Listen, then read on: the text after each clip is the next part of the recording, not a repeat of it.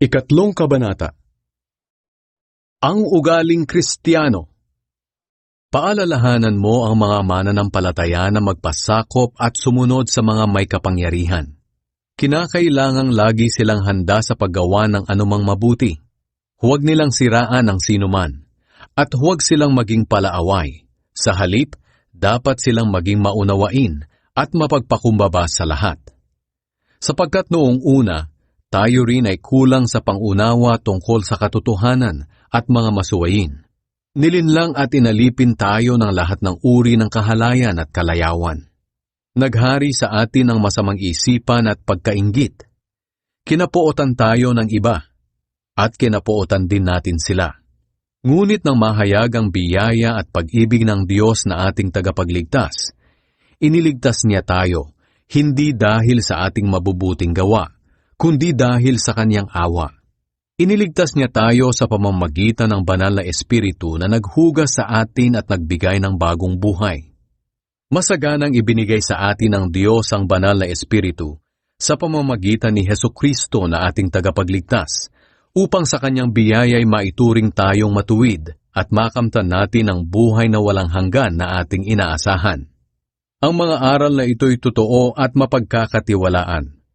Kaya gusto kong ituro mo ang mga bagay na ito upang ang mga sumasampalataya sa Diyos ay maging masigasig sa paggawa ng mabuti. Ang mga ito'y mabuti at kapaki-pakinabang sa lahat.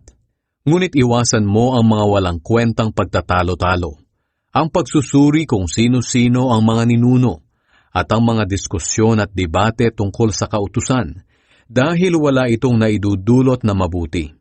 Pagsabihan mo ang taong sumisira sa inyong pagkakaisa. Itakwil mo siya kung pagkatapos ng 2 babalay, hindi pa rin siya nagbabago.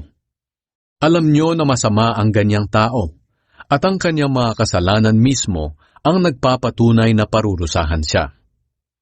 Mga huling bilin.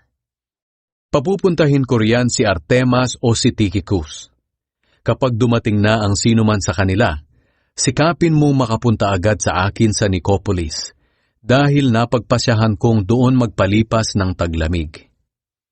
Gawin mo ang iyong magagawa para matulungan sina Zenas na abogado at Apolos sa kanilang paglalakbay, at tiyakin mo na hindi sila kukulangin sa kanilang mga pangangailangan.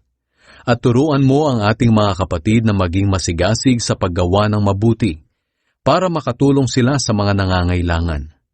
Sa ganitong paraan, magiging kapaki-pakinabang ang kanilang buhay. Kinukumusta ka ng mga kasama ko rito. Ikumusta mo rin kami sa mga kapatid diyan na nagmamahal sa amin. Pagpalain nawa kayong lahat ng Diyos.